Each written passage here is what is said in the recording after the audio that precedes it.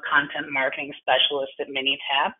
Thank you for joining our webinar, Machine Learning, the Next Step in Manufacturing Performance. I'll hand it over to our presenter, Cheryl Palmer, in a few moments. But first, I wanted to go through some housekeeping notes.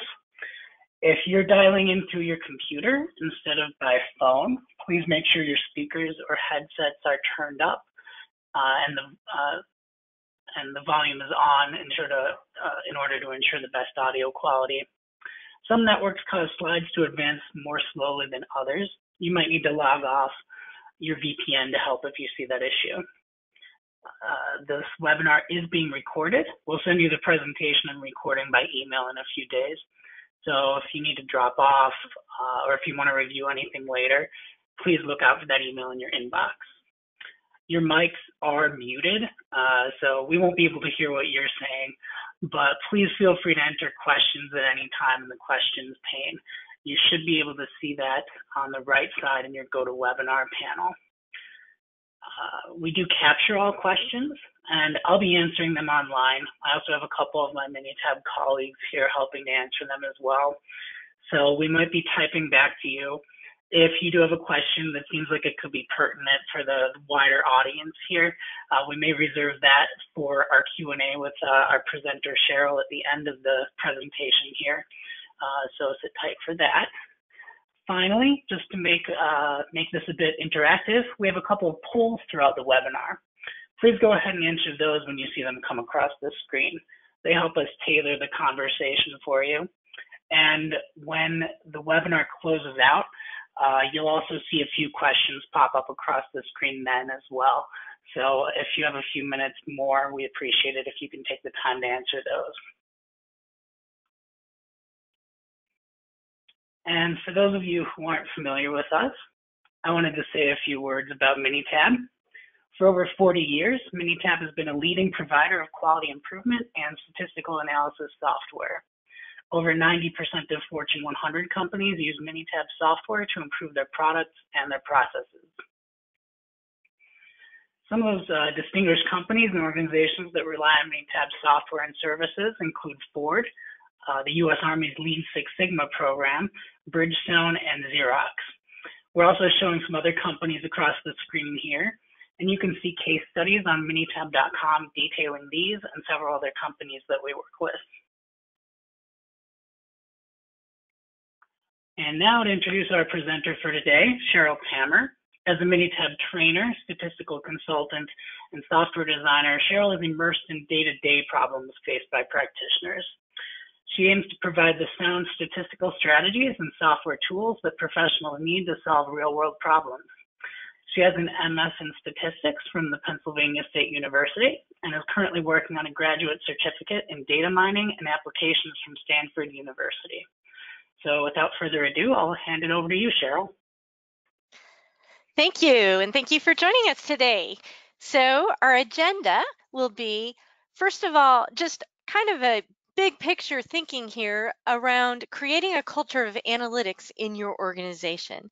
So we'll talk about why machine learning in particular is important to all of us and where you might fit in the digital transformation of your industry. Next, we'll do an overview of machine learning, what it is, and then we'll get into the nuts and bolts, and we'll look at how to move from some tools you already know, such as regression that you might be using in Minitab, onto regression trees. In this part of the agenda, part of the day, we're actually going to do a demo of both Minitab and Minitab Salford Predictive Modeler. Finally, we'll hold questions on the technical content to the end, and we should have some time at the end for conclusions and time to answer some of your questions. So let's go ahead and get started. So when we talk about creating a culture of analytics, the whole demographics of the world and who's doing analytics are really changing.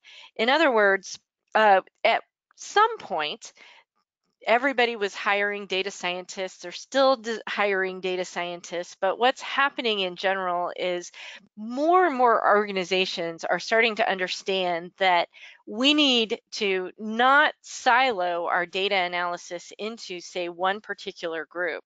The organizations that I work with and the organizations that we believe are going to be successful in the future are those that transform the organization into a culture of analytics that goes across all departments, not just a single department. In other words, everybody should be responsible for data science within an organization. So we don't want analytics only to reside within our IT department. We don't want analytics to reside only with our data scientists. Instead, the successful companies will be companies that develop analytic expertise throughout their organization. The rationale and reason for this is really collectively we have the best knowledge of our business, and usually people within certain parts of the business understand the business problems much better than someone coming from an external department. So in terms of leading your organization into success, and success specifically in the digital transformation of manufacturing, your goal should be to move everybody kind of further along what I would call the analytics curve. So some of you might just be using visualizations right now. That's where you're going to start, just simple visualizations. And then we'll move gradually to the right on that curve to being ready for descriptive statistics, statistical inference. So many people coming in from, say, a Six Sigma point of view have mastered these first three bullets pretty well, right? Looking at statistical inference. And then maybe once you've gotten a little more comfortable with data analysis, we'll move into predictive analytics and machine learning. Machine learning techniques would be things like regression, and then moving to some more sophisticated techniques such as regression trees. So in general, successful organizations will be moving everyone in their organization somewhat to the right on this curve, and we're going to collectively be able to make data-driven decisions across our organization. So we're going to take a moment now for our first poll, and the question you're going to answer is, where are you in this journey? So the poll is open right now. We're just watching to see your answers for where you think you might actually fall in this. Have you just started with visualizations? Have you moved to more sophisticated techniques?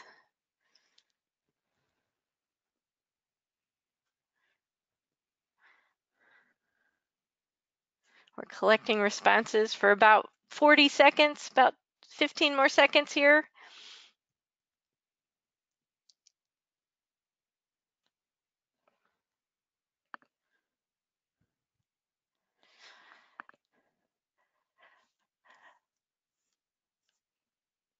Okay, so here we go. This is really interesting. Our poll results show us that many of you have moved from simple visualizations into some more complicated techniques, specifically some regression and multivariate techniques, but have not quite gotten into classification and regression trees.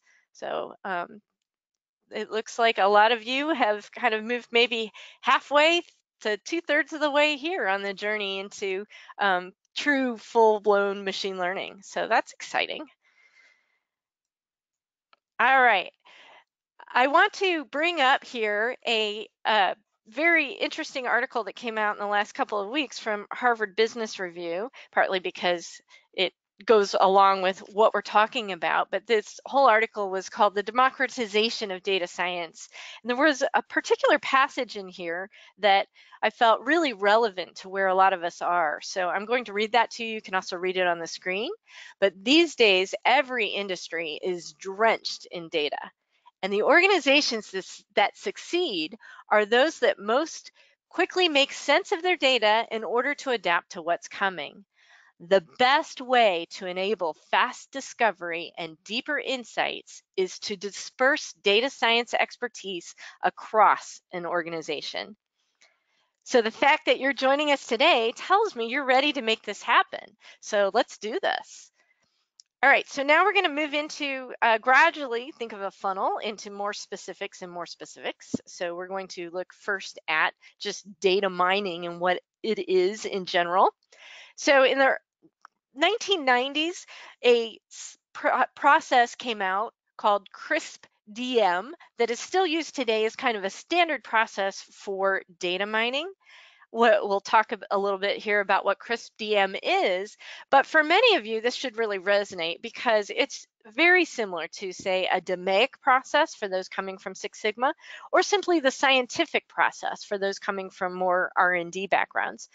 CRISP-DM is a cross-industry standard process for data mining. It starts with understanding the problem. The business understanding of your problem is really, really important. And when I work with companies, here's a distinguishing factor between the ones that are going to be really successful in data mining, predictive analytics, and ones that may not be as successful. Very often people will come with data sets and say, here's the data. What can you tell me about it? That's really putting the cart behind the horse, right? Instead, or horse behind the cart, sorry. Instead, business understanding means you understand what problem you need to solve, and then you go collect the data to solve it, not in the reverse order, right? We want to understand this is the problem I'm trying to solve. Now, I might need to go to my data scientists or my IT people and get help in understanding what data we have that might support the business problem I'm trying to solve. So data understanding comes next, and then often we have to go back and forth a little bit. So we have this data, is this going to solve our problem? Maybe we need to collect some new data, etc. So we spend a fair amount of time in just getting to the data, and that's where we often do need to involve people throughout our organization just for access to the data. And then the next part, a very large part of the process, is often just preparing the data so you can analyze it at all. So many times we have to get data from multiple sources. We have to look at how to merge the data, wrangle the data, and prepare the data so that we can actually get to the fun part.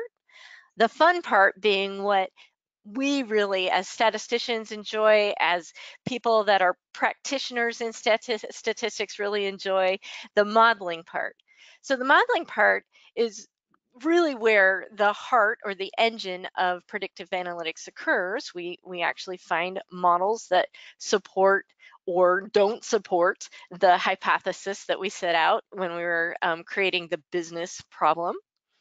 And then just like any statistical technique, we're also going to evaluate models. We're going to maybe run several different models and then determine which ones really predict the best, if that's our goal, or they provide the understanding of what's going on in our process. But we'll evaluate several models typically and then come up with, this is the model we want to use. Finally, we're going to deploy that model in some way. And by deployment, I mean a couple different things. It could just be my deployment of my model is a report that shows my model findings, and my model findings might have just been the key drivers of, say, something like a long transaction time. Or my model deployment may be setting up a bunch of rules that tell me when a machine's likely to break down in a condition-based maintenance environment. But our ultimate goal is going from business understanding to getting the data, to preparing the data, to a model, making sure the model's appropriate, and then finally to deploying that model in either an answer, so to speak, a report, or some sort of business rules that we're now going to follow. So getting into a few more specifics around machine learning models typically fall into two categories: unsupervised models and supervised models. On the unsupervised end, that's where we talk about the multivariate techniques, say in Minitab, fall under unsupervised learning. These are techniques that really don't have an outcome variable. We're just trying to group data or reduce the size of data. So tools like principal components analysis and cluster analysis fall under unsupervised learning techniques. And then supervised learning. Supervised learning means you have an outcome variable. So a supervised learning technique, you're basically you have an answer that then you can compare what a model predicts to a real answer. That's where the supervised part comes in. Supervised learning is typically divided into two pieces, classification and regression. The real distinguishing factor between a classification model and a regression model is just whether your outcome variable or your response is categorical, that would be a classification supervised learning problem, or it's continuous, and that would be a regression supervised learning problem. And it looks like 36% of you were familiar with regression, so you're already kind of familiar with some supervised learning. So let's look at that, some basic machine learning techniques. Moving kind of on the right side of the analytics curve, we're looking at moving from least squares regression into regression trees. So you actually are very likely to know more than you might think. One of the things when I started taking machine learning classes, I think one of the biggest disappointments to me was almost that least squares regression is one of the most popular machine learning techniques out there. So while I was thinking about, this whole big world of AI and artificial intelligence, it was almost a little disappointing to find out that, well, the basis for a lot of this, these are just models. And very often when someone is doing machine learning, they are using a regression model or a logistic regression model. Now, the algorithms can get more complex, but this is typically where we might start. So when we look at common supervised learning techniques, the two most popular are really regression and logistic regression, which, as we saw in the poll, many of you are already familiar with. And then we'll move on into some more sophisticated models. Really popular ones in supervised learning are CART, random forest, and gradient boosted trees, so tree-based models. We are, when we do our software demo today, going to really specifically look at CART. In the unsupervised case, I alluded to this in the previous slide. Some common ones are ones you might have seen in Minitab's multivariate menu: k-means clustering, hierarchical clustering, and principal components analysis. We'll not be talking about those too much today. All right, so when we look at the why of why we might want to move from, say, regression to some of these newer algorithms that you might not be familiar with, let's talk about some of the challenges that you might face with regression with observational data. So I'm really curious, in our next poll, let's talk about this. When you look at using regression, what are some of the challenges that you've come across? And maybe none of these, but you might find, or have you found cases with your observational process data where everything's significant, or problems where your models don't fit well, or you have too many missing values or extreme outliers, don't know what to do with the models?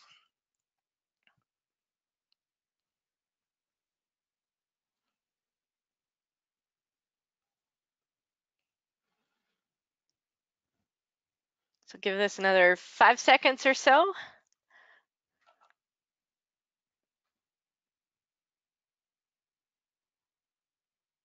Okay.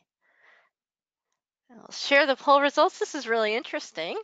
So the fact that you're not seeing that only 2% of you are finding like most of my p-values are significant, that tends to happen with exceptionally large data sets, so true big data. In your cases, you're running into situations where models aren't fitting well and you have a lot of maybe messy data that is more likely you have maybe moderate size to bigger data, but not necessarily pure big data. So that's really, really interesting and helpful to know. So sounds like you're in the right place. We're going to look at how to address these challenges with some new models. So regression and logistic regression do have problems sometimes with larger observational data sets. Specifically, everything can be significant, especially if you're talking about true big data. You might end up with a whole lot of significant p-values. And when that happens, it's really hard to kind of pick what predictors you would even include in the model. And also, if the model doesn't fit well, it can be really challenging to kind of find a model with the right set of terms and predictors because things aren't fitting well. We also have a problem with regression around local effects. What local effects are, it's when a certain region of the data exhibits a characteristic, but that's not necessarily something you can smooth into a straight line or a curve. So one of the difficulties with regression and logistic regression is we're smoothing out the data into either, you can think about, say, a regression model where you're fitting a straight line and your data actually kind of changes throughout the range of the data, and so a straight line doesn't work. In some cases, we can add, say, a squared term or a polynomial and fit a curve, but often that doesn't work either when you have maybe different things going on in different regions of the data. And then relationships may be nonlinear. Sometimes we can handle the nonlinearity, again, using an x squared term, but often it's a more complicated relationship than that, and that would explain why your models aren't fitting well. And then we can also have really complex interactions. So an interaction is when the effect of one thing depends on the setting of another. Well, as we add more predictors, these interactions can get really complex and hard to model with regression. And then finally, messier data, right? We get more and more missing values and extreme outliers. All of these things are problems with observational data. So let's look at what we can do possibly to address some of these challenges. So this data set is based on a real data that came from a customer in a pharmaceutical company. Now, I'll say outright, no corporate lawyer in the world is going to allow me to use anybody's real data. So this has been based on a real scenario, but it's not their actual data. They had a very specific goal, a specific challenge here. They needed to determine the root cause of excessive water loss that was happening in a specific chemical formulation. And they had gotten to a place where they had all this observational data. They had really good traceability in terms of what was going on when the defects occurred, but they didn't really have the tools that helped them drill down to what was really the problem here. So we're going to do a live demo here starting in Minitab. We'll look at what happens with a regression model in this particular observational data set. And we'll use stepwise regression to very quickly create a model in Minitab. And then we'll look at the assumptions of the model using residual plots. And then we're going to move into Minitab's Salford Predictive Modeler to actually take our regression model one step further with a CART model, a regression tree model. Identify the important causes of the defect and prioritize where we should look to solve our problem. So let's go ahead. We're going to start in Minitab because many of you are familiar with Minitab. And we'll just run a simple regression model in Minitab. So stat, regression, regression. We're going to fit the regression model. Water content loss is my response. I have several predictors here that are continuous. I also have a few categorical predictors. And this one. When I run a regression in Minitab, what I typically do first is under model, I do want to make sure that I get interactions and quadratic effects. So what I do is I go to the model subdialog box, select my predictors, and just click the add button next to terms through order 2, just to make sure that I'm also looking at any possible interactions and squared terms. So I'll add those and click OK. Now, I don't want to go through the trouble of reducing a model one step at a time. That's a lot of work, but in the stepwise dialog, I can turn on automatic model selection. So by stepwise, under the method in the stepwise dialog, Minitab will automatically add and remove predictors to quickly get me to a model. And then under graphs, I'm going to just turn on the 4 and 1 so we can check our assumptions. Click OK and OK. And right away, those of you that are familiar with statistics probably and regression this is your worst nightmare. We have all those problems that we were talking about in the survey. Pretty much every assumption fails. Our data are, according to the normality plot, non-normal and pretty non-normal. We see in the variance or the residual versus fit plot this pattern that might indicate unequal variance. That's kind of a problem. We have data that are not independent over time here in the time series plot. So all of these, not good news. We have some extreme outliers. We can see them here.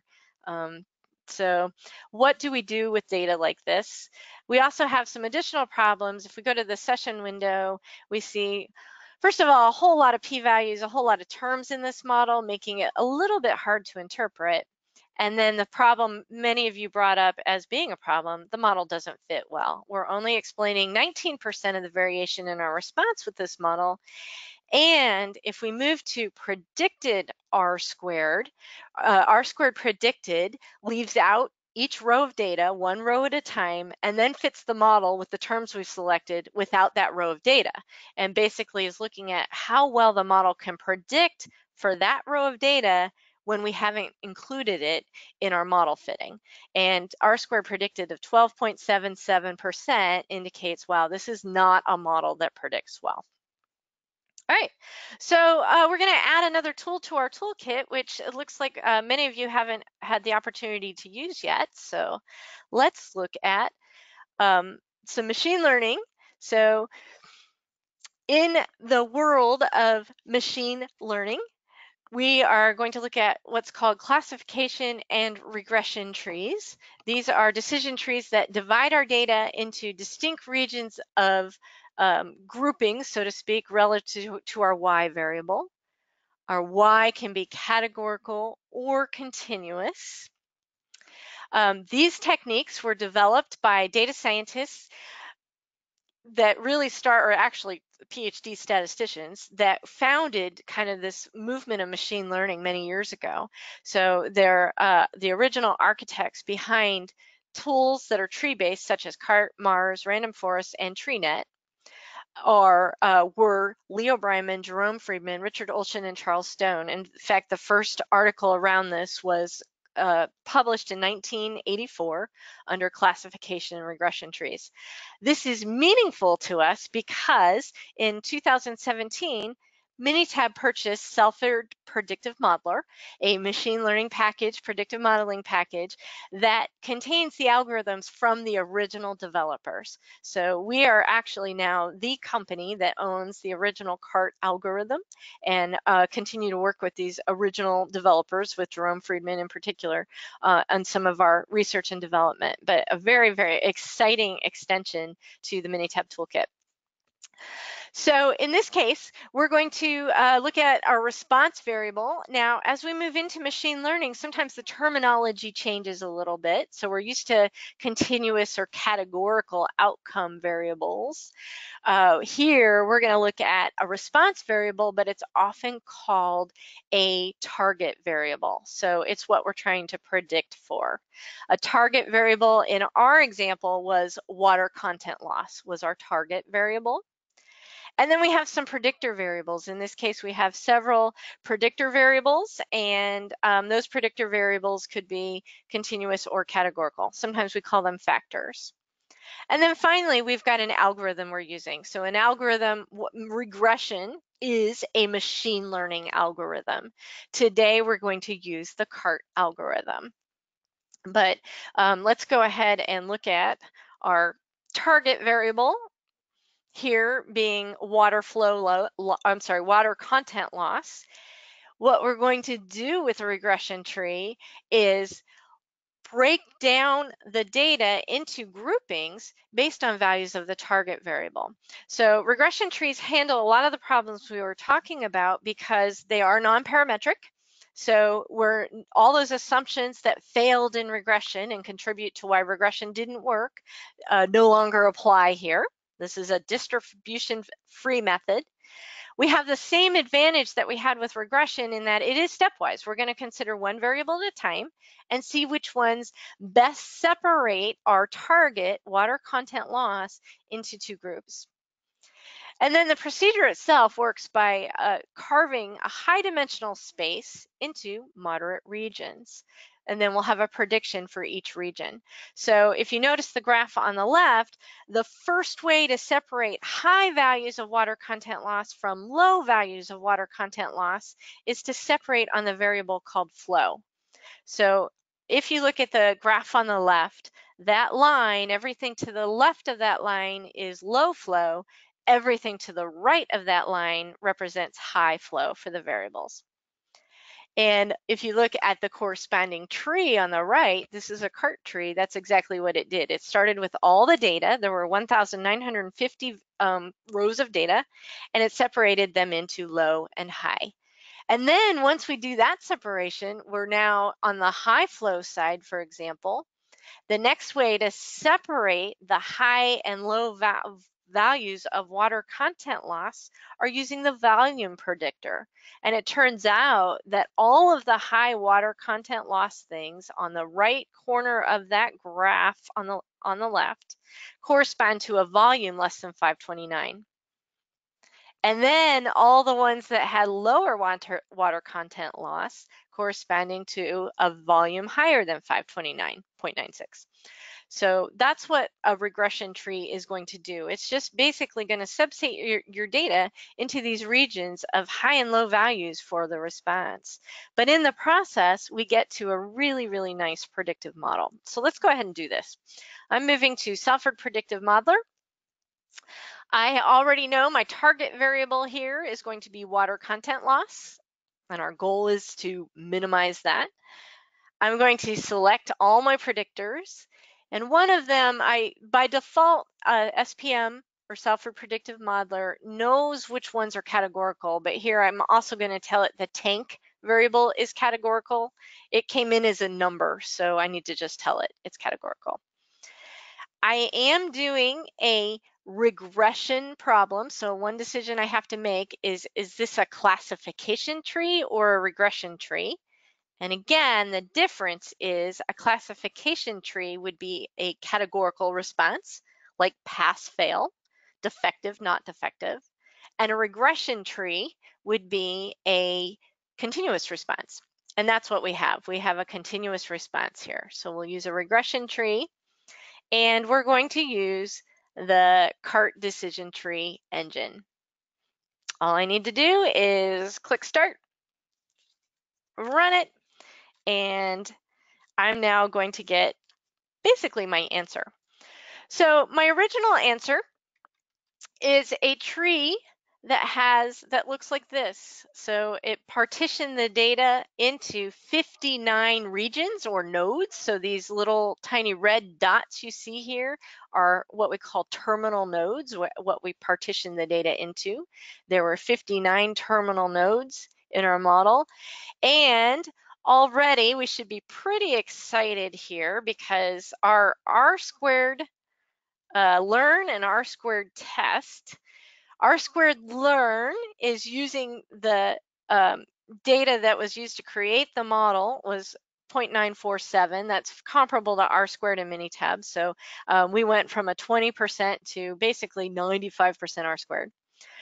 R-squared test, one of the things that's important in machine learning is to make sure you've learned, right? Or make sure the machine has learned. So it's very common to split data into what we call a learn set and a test set. The learn set used to fit the model, the test set used to test how well the model predicts for new observations. Now, guess what? You've already done this because in Minitab, predicted R-squared does that, where it leaves out a row of data and then sees how well the model fits for that row of data. So that's one way to get R-squared test is predicted R-squared. There are other ways to do that. In this case, what CART did was it used something called tenfold cross-validation.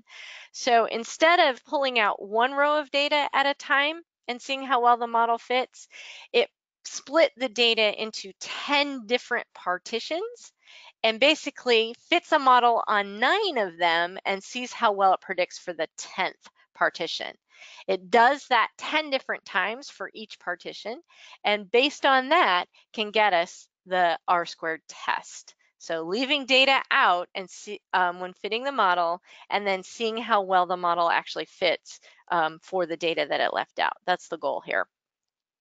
In general, when we look at model selection, then we want the best predictive model. Now, it turns out, I'm going to click a button over here that shows that statistically, though, there are some even simpler models that still will be relatively close to the first model we fit. And so I'm going to go back to what we call the minimum 1 SE model, and that's just saying the errors within 1 standard deviation for this smaller CART model, and there it is. So actually, I can make a much simpler model by going, I had originally in the optimal model 59 groupings of my data, so to speak. By choosing the minimum 1 SE model, I get down to 19 terminal nodes or 19 groupings. This is a really nice, quick, simple way to fit my model, and my R-squared test is still 0.923, 92%, as opposed to my R-squared test or R-squared predicted from a regression model, which was just around 12%. So much better model here. Let's use it. So I'm going to color code my model so that I can find my hotspots here. And all I'm doing is I'm choosing color code based on means. And now my initial CART tree shows me that any place with a high value is going to have kind of a red terminal node here, a little red square. My important values in terms of high water content loss are right in this region. So I know what settings now really contributed to high water content loss. I can see what they are just by highlight or hovering over them. So here, for example, my average water content loss, actually, if I go back to the beginning one, was about 0.02. When I get down to my hotspots over here, we're looking at water content loss of 0.48. So much higher water content loss in this specific region that happened to have 9 of those observations. So I can get more information about these specific regions just by, I'm going to pick one, right-clicking and asking for the node report. And this tells me in my entire sample of data, this is what the data look like. But for this particular region or combination of X values, my water content loss was way up here. And what do those correspond to? Well, I can just choose rules and I can see, here's where I get into trouble. My highest water content loss happened when my flow was higher than 455. Not surprised by that, because remember when I was showing you this in PowerPoint, that's actually where the first split occurred.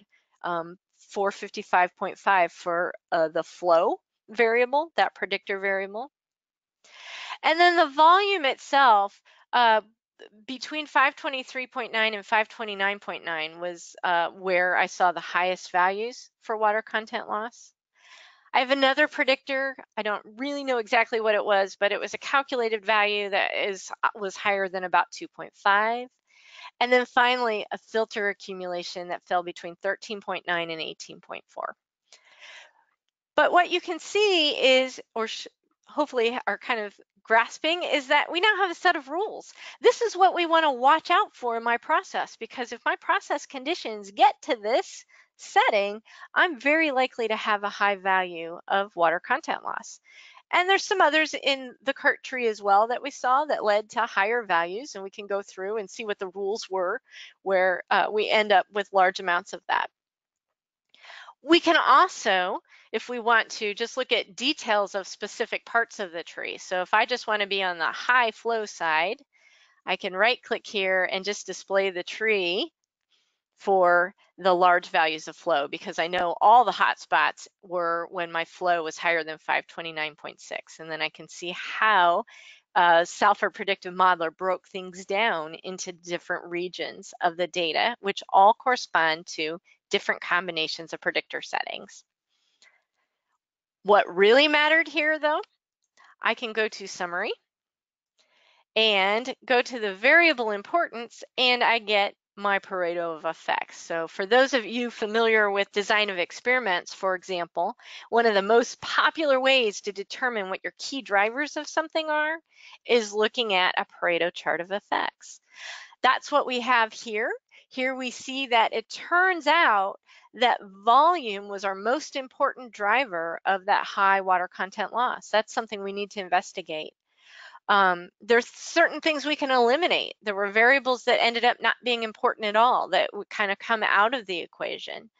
Now, one thing that you might find interesting is flow was kind of midway down in terms of its effect size. It turns out that flow was the single most important variable because it's where the first split occurred. But after we split into high and low flow, the other variables came into play a lot more commonly, and that's why they end up a little higher on the Pareto chart.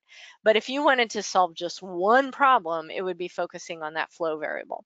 If you want to actually increase your stretch to looking at a few more variables, here's some others that you should consider. And you can go back and run a design of experiments now, just focusing on the vital few here, rather than trying to look at everything.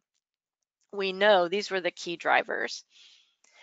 And then finally, one additional thing we might want to look at in here is just these terminal nodes.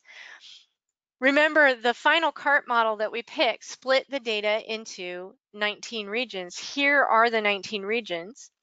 I really only care about the regions that were the real high ones. So I can really focus on, this was the region we looked at before, and we saw the rules for that. I might also want to look at these regions. These were where water content loss was exceptionally high.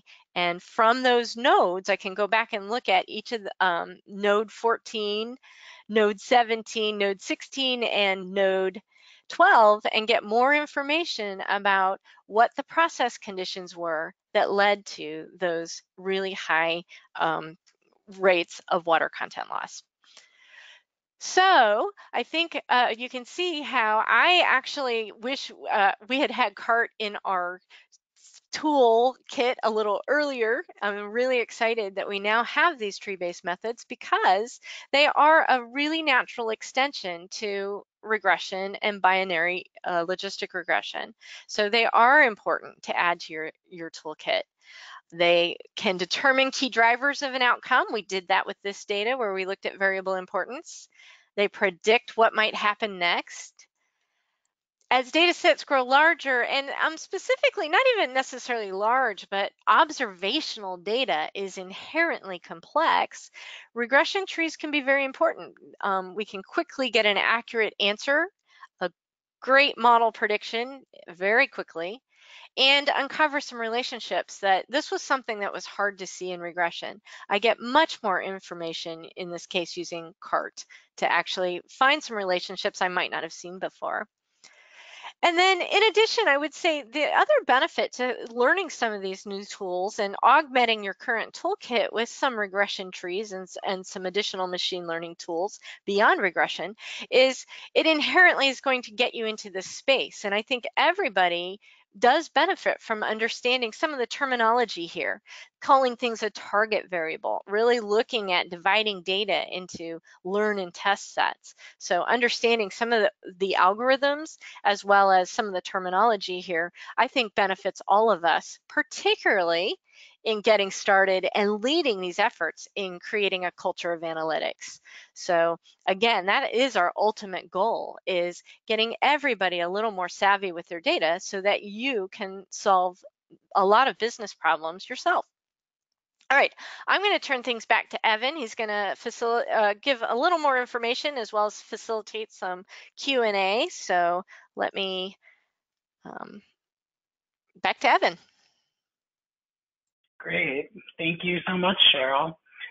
Before we get to that Q&A, I wanted to share a little bit of information about our third annual Minitab Insights Conference that's coming up next month. You can get lots more help and continue the conversation with us and several industry leaders passionate about data analysis and process improvement there. It's September 12th through 14th at the Scottsdale Resort at McCormick Ranch in Arizona. We'll have a few more machine learning sessions there, including more from Cheryl speaking on the path to actionable insights, showing how to move from descriptive and diagnostic analytics that help you understand your current processes to predictive analytics to predict what is likely to happen next, and finally to prescriptive analytics and creating an actionable plan backed up by a Monte Carlo simulation. We also have expert advice in the Minitab lab all day, every day during the conference, so you can bring your issues there. Our technical support team will help you master new skills and leave with new strategies and greater confidence to deliver results. And new this year, we have a user-centered design studio. Our top software designers will put you in the front seat to test drive our latest products, so you can give your feedback, and share what features and capabilities you'd like to see next to help you run experiments, gain key insights, or work more efficiently. So if you head over to info.minitab.com/insights, you'll see the full program information and all the information about the things I mentioned is right there. Plus, we have an offer just for you, for those of you attending the webinar. You see this publicized elsewhere. There's a code, if you enter at checkout, EB2018, that you can enter when you visit the website and register. So if you use that code, you'll save $100 off the conference price. We'll also be sending you that in the follow-up email. I think it should pop up once we click through the PowerPoint here as well. There we go. In case you didn't hear me pronounce the E and the B, EB2018 at sign up. So we'll send that to you afterwards too. And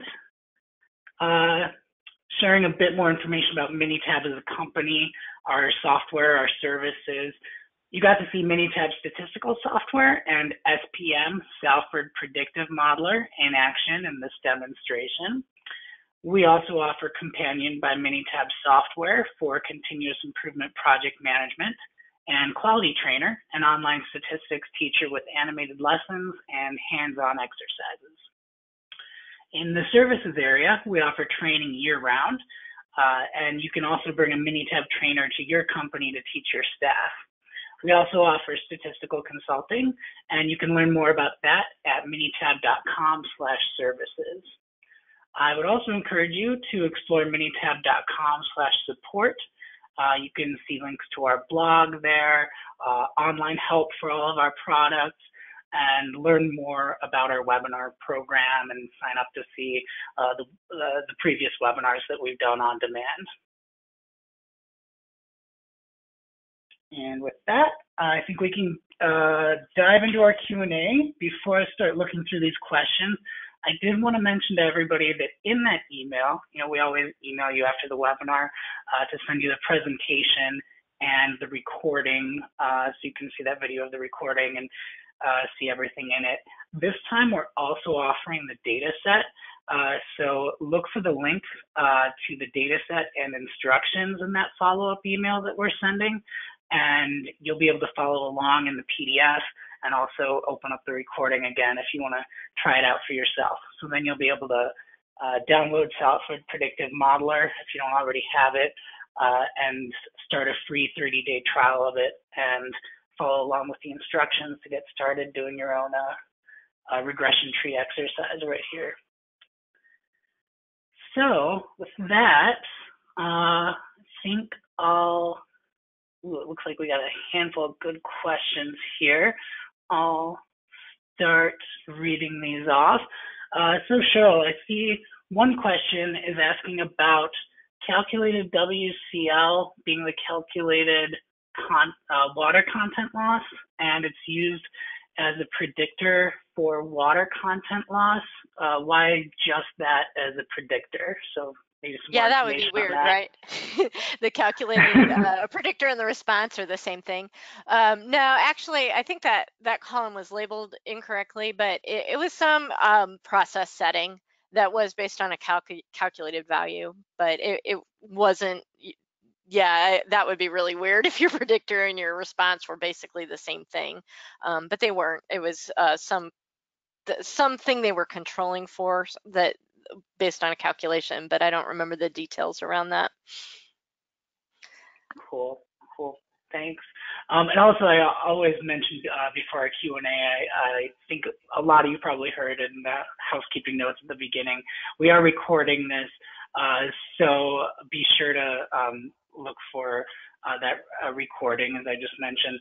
And also, if you are interested in speaking with us more, you'll see in that exit survey that pops up after this, if you're interested more in any of those products we mentioned, then that's included in the questions here, and you can get some more one-on-one help if you need it.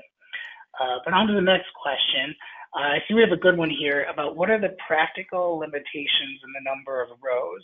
This person says their data sets can have hundreds of gigabytes. Yeah, so Software Predictive Modeler, Minitab has limitations of it probably would not handle gigabytes of data. Software Predictive Modeler does handle larger data. It's going to depend very much on your environment you're running in.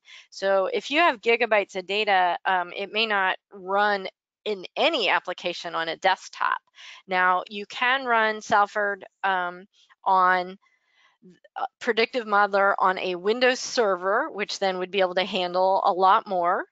Or if you want to just access the command language, so there is command language in SPM, that command language is also available on Linux. So we can get to very, very large data sets if you're looking at just kind of using the command language version. If you want, the application you saw with the user interface, and you have a Windows server at your ready that you can use, you should be fine with very large data sets, but your limitations are going to be more on the limitations of the computer you're running on than hard limitations with the software. Great, thank you. And that actually, I think, brings up a good point. I think we answered a lot of these questions as they were popping up, but some people were asking about Minitab versus Salford Predictive Modeler, as they are two separate programs. You wouldn't be able to find Salford Predictive Modeler within your Minitab menu, right? That's right. So it's just, you can think of Salford Predictive Modeler as an extension to the tools in Minitab, but it will handle larger data. It's more geared towards these specific tree-based machine learning. So there's something that you would maybe want to use together. I use them together. Great, thanks. And also, I believe this was at a certain point in the demo, someone was asking, why did it stop at 59 nodes? Are you familiar with that part? Oh, okay, yeah. So there are certain stopping rules. Technically, you wouldn't have to stop at 59 nodes. You could actually go and have every observation be its own node, right? That's the complication that it gets to. What happens in Salford Predictive Modeler, and let me go back to it, when we looked at the nodes here, it got to the point that the predictive accuracy, and this is measured by what we call relative error. And in a nutshell, relative error is ideally you want the relative error to be 0. A relative error of 1 means that's just a random model. You're randomly putting things into these nodes versus a perfectly fit model, which would be a relative error of 0. It's calculated using only the test data. So one thing that is very, very common in machine learning is this concept, again, of learn and test. So learn fits the model. A perfect model on your learn data would have a 1,950 nodes in it. Every observation would be its own node, right? That would be the perfect fit model. Well, that's probably not going to predict well. So by separating out data not used to create the model. We create this test data, and we're picking the best model based on relative error. What happens in general is as we increase the number of nodes, we're not going to predict as well. So as our learn set, the number of nodes increases, there'll be less bias. It'll more closely fit the data that we're using to fit the model, but at some point we start overfitting, and that model no longer works well for prediction. And this is a concept you've probably learned in the context of regression. It's still true here. So it basically gets to the point, and it says the optimal model, the stopping point, is where all of a sudden the relative error goes up for the prediction or for the test set. So it's no longer a good model because it's gotten too complicated to predict well for future observations. Now, there are settings you can set that say, only try models up to 400 nodes or 500 nodes or whatever, but it stopped specifically there because the relative error started increasing at that point, as would the R-squared test would start decreasing at that point. And then we went to an even simpler model that was really statistically equivalent. So great question. Great, thanks. I also see a question about going over the statistical significance in the water content loss example, i.e. the CART method. What's the statistical significance of the model? Yep. So because these techniques were developed for much larger data sets, and in some cases you could even say your population of data, statistical significance is typically not looked at in this space. And the reason for that is everything would be significant. As you get bigger and bigger data sets, any tiny shift away from the overall mean will end up with a p-value less than 0.05. So we don't tend to focus on statistical significance in this space. Instead, the focus goes back to this concept of learn and test, meaning you want the model that predicts well. And so a model that is complicated enough to capture what's going on in your data, but not so complicated that you're overfitting or your model doesn't predict well. So we don't tend to look at statistical significance. We really look at this R-squared test and things, statistics around the data that is withheld from creating the model. And that is typically what's used. We know here that we're doing much better than a random model, because a random model would have a relative error of 1, right? And we're getting much smaller relative errors than 1. And then the regression model we knew had an R-squared test, essentially. R-squared predicted is an estimate of that. That was around 12%, and this one's around 92%. So that's what we use to assess that this is a good model. We don't typically use p-values in the space or the world of machine learning. Great, thank you. Then also, here's a good one. For CART, you showed the Pareto chart of effect rankings, but how do we get the magnitudes and signs of the effects?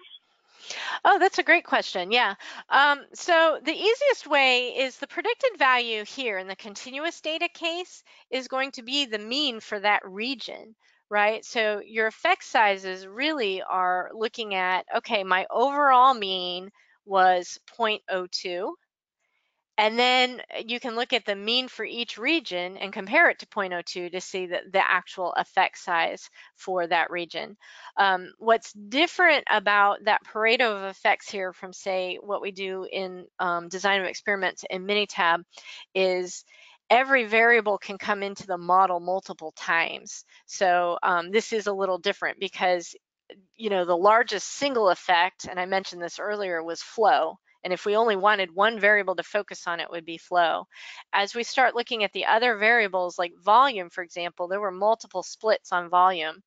I can actually click the splitter here, and it shows that these were all the splits that SPM did. So it first split on flow, and then it split on volume, and then it split on volume again, And then, there were a couple splits on that calculated value, and then filter accumulation was split on several times. So because there were so many splits involving these other variables, that's why they ended up higher on the Pareto of effects. In general, though, you would probably want to go back and do some follow-up studies, say with a design of experiments, to kind of verify that these are your key drivers here. But that's what's really different in the Pareto of effects here versus, say, in a design experiment in Minitab. But again, really what you're doing is comparing the effect itself is the overall mean to the mean for that particular node, and you can get that information. Great question. Great. Yeah. Great, thank you, Cheryl. Yeah, I see we're nearly at the top of the hour here, so I think that would have to be our last question. I do see we have maybe a handful left of unanswered questions, so we will look to follow up with everybody individually if we weren't able to answer your question during the Q&A here. But again, I wanted to remind everyone this is being recorded, and we will send you the data set and instructions so you can try it out for yourself. And you might even have some new questions coming out of that. So be sure to look for that email. And also, when your GoToWebinar window closes here, an exit survey will pop up. So that's a good time to let us know if you're interested in other Minitab products, or if you want to be contacted, or just kind of let us know how we're doing today, and if you have any questions or suggestions too. So I want to say thank you, Cheryl. First of all, thanks so much for presenting. That was great. Oh, thanks everybody for your time. I know it's very valuable, so thank you. Yeah. And on behalf of all of us at Minitab, I just hope everybody has a great rest of your day. And yeah, look out for that survey in a moment here. And thanks for joining the webinar. Have a good one. Bye.